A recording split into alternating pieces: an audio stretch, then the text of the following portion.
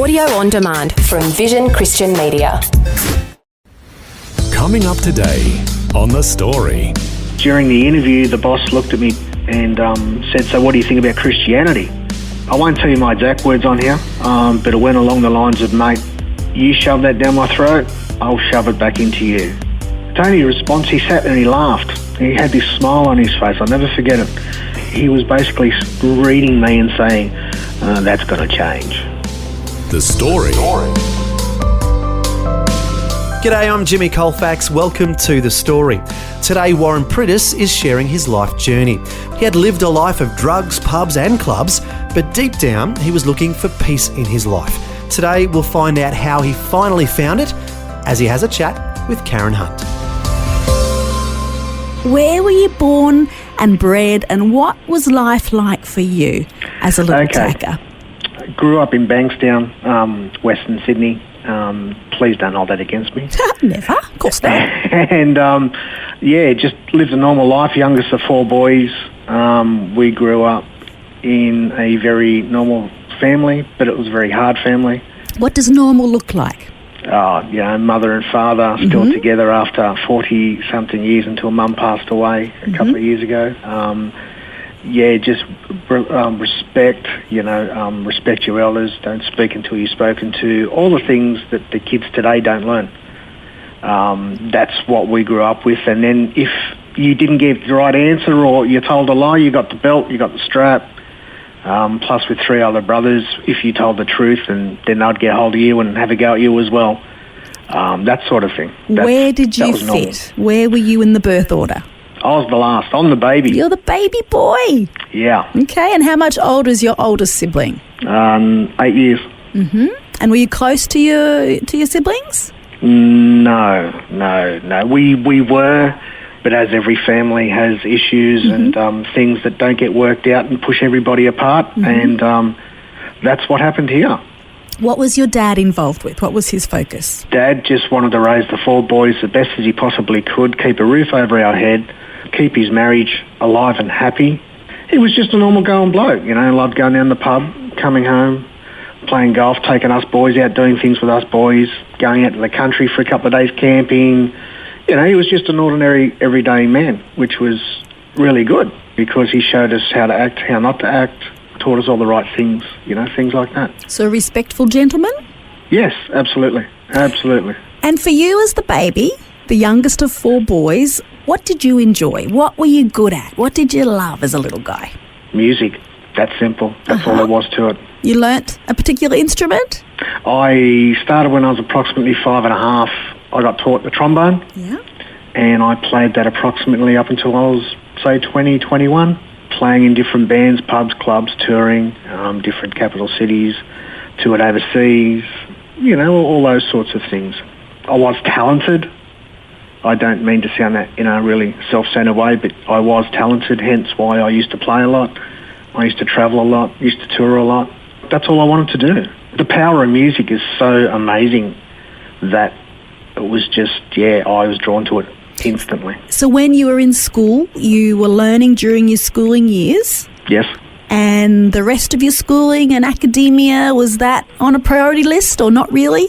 Not really, because Dad being Dad, he was an architect, so he's very good with mathematics and things like that. So whatever I didn't get at school, every afternoon I come home, he'd be like, right, 2 hours, sit down, let's go, before dinner.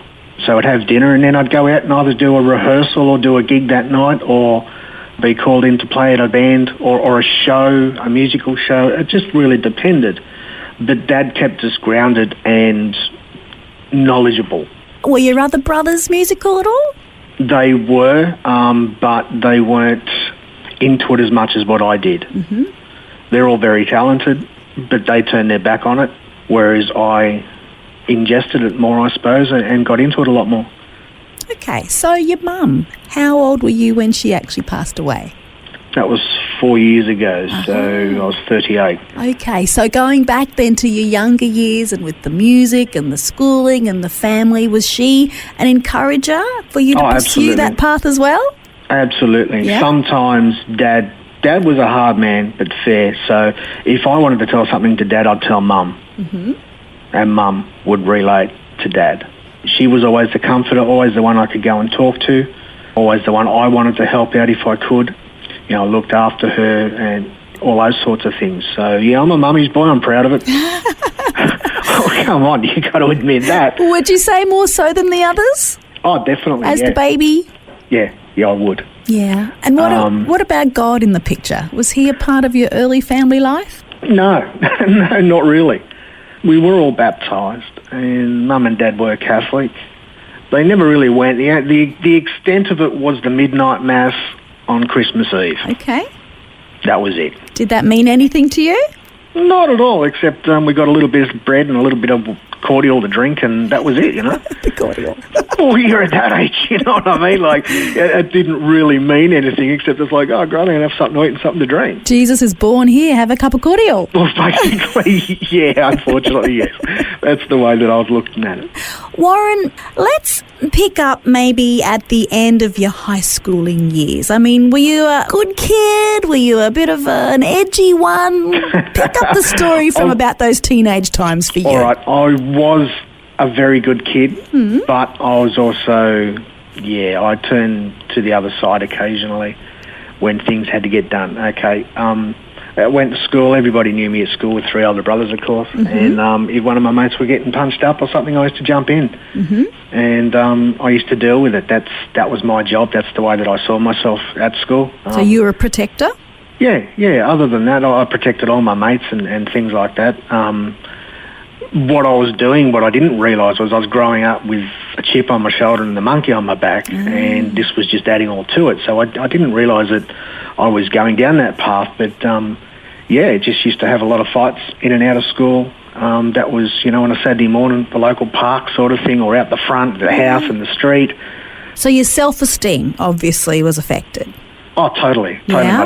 My trust. I don't have trust. Yeah. I'll get into that further, but that's the glory of God. That's what he's done for me now. But back then, I had no trust. I didn't trust anybody at all. Not even my brothers. I trusted my mum and dad. That was about it. But everybody else, no. So trust, so confidence, and really that was a self-protective measure, wasn't it? That's correct. But that's why I become so good with music. Yeah. Because that side of it made up for what was really going on inside. And I didn't want to go down to the drugs, jail, fighting that sort of side of it. So I tried to stay into the music and dig myself deeper into the music, which I did, but then drinking and drugs started becoming part of that lifestyle. And that just led from one thing to another. I used that to try and hide the monkey and to deal with my issues. You mentioned about travelling overseas with the music. Was that a key part of that time in your life as well? Not really. I didn't see all the touring and all the travelling as a key part. I just looked at that as something I had to do to get my fix to play music. So all the stuff that I did, I look back on it and go, well, yeah, okay. So I've worked with some of the best musicians in Australia around the world, and it was just something I had to do my craft. It didn't matter where it was or who it was with, as long as I got that fix playing music. Can you think of one particular highlight in those musical years? Certainly playing at Chrissy Airfield in San Francisco on the 4th of July to approximately 160,000 people. Things like that. That was the pinnacle, I suppose you could say that. So that would be an absolute highlight? Any other particular one? Yeah?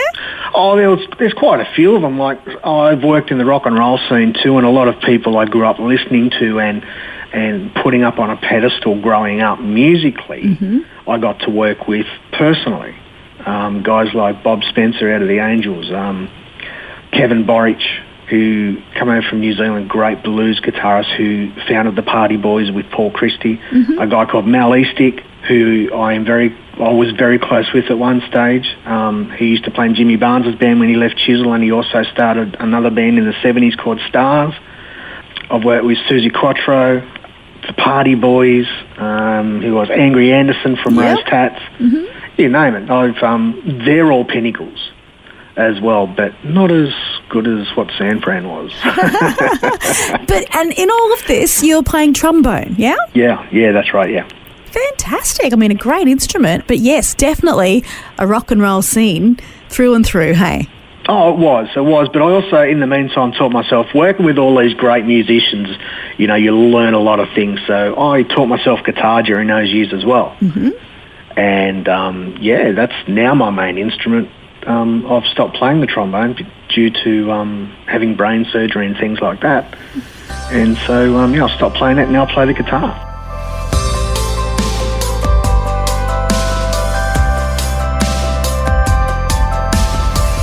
You're listening to The Story. Today, Warren Priddis is sharing his life journey. We just heard about his life as a successful musician, but he still hadn't found peace in his life.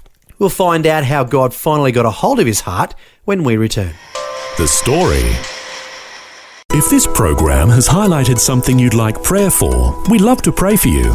Call 1-800-PRAY-FOR-ME. That's 1-800-772-936. It's a free call.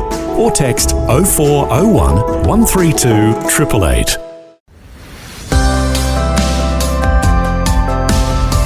Hi, I'm Jimmy Colfax, and this is The Story.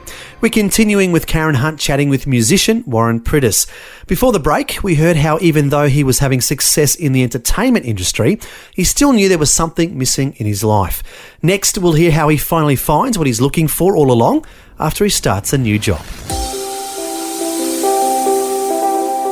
I started realising that there's more to life, and that my wife and I were arguing quite often, to a point where we've separated and got back together again like 3 or 4 times. What I realised was the thing that was missing wasn't the drugs, wasn't the drinking, wasn't the sex, wasn't anything except peace. And that's what I wanted. I wanted peace in my life, something I'd never ever had. Mm-hmm. And I never knew how to get it. I thought turning to drugs and drinking and partying and doing all that was peace, but no. That's just making things worse. I wanted peace, and I never knew how to go about it. My wife wanted to move up to Queensland, which is great. So we moved up here, and ultimately we ended up splitting up. She moved back down to the Central Coast, and I stayed up here with the kids because the kids elected to live with me. Mm-hmm. It was just one of those things. We didn't get caught or involved or nothing like that. It was very amicable, very, straightforward. So all of them, those that were hers previously and your own? Yes, but then the 2 oldest, which were hers, decided it's best if they go down with her, and I was going insane, literally. How old were they at this time? So it was 4 years ago. So my oldest was 12, and then there was 10, and then there was 9. Yeah, that's interesting times. Oh, character building, most definitely. And you're a single dad? Yeah. So I come home from work, house is cleaned out, kids are crying, and I'm like, well, okie dokie, we've got to step up here. And again, at that stage, it was still up to me. Yeah. God didn't come into it. Not at all. Until probably about three months after all that happened, I quit the job that I was at, and then I went for a job at Designer Physique. And during the interview, the boss looked at me, Tony. He took one look at me and said, so what do you think about Christianity? I won't tell you my exact words on here, but it went along the lines of, mate, you shove that down my throat, I'll shove it back into you. I don't believe in it, I don't want it, I want nothing to do with it, don't even go there. And this was to a prospective employer? Yeah. Because I'm straight down the line. See, I call a spade. It's not a shovel, it's a spade. How I see it, whether it's detrimental to me or not, that's how I call it. I call it how it is. So Tony's response? Tony's response, he sat there and he laughed. He had this smile on his face. I'll never forget it. He had this smile on my face, and he was basically reading me and saying, that's going to change. And I'm like, and because I can read body language and pick up people's facials pretty well, and I'm just looking at him going, mate, you got no hope with me, so don't worry about it. So he was already thinking, this guy's got the job. Yeah. Wow. It was between me and another bloke. Uh-huh. Tony had an intercessor from his church praying over me, which I didn't realise. Yeah. They got a revelation of that I was going to get turned into a Christian. They knew it straight away, so they turned around and picked me because I was the older.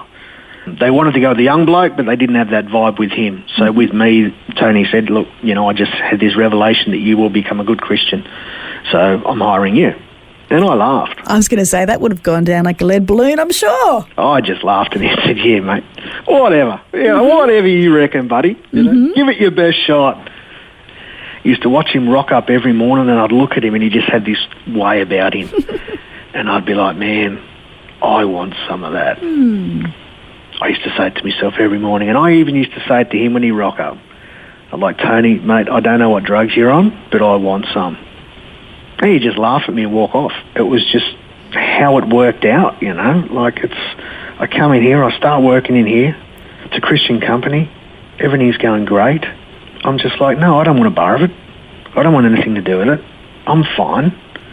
You know, I was still going home and doing all the wrong things that I shouldn't be doing.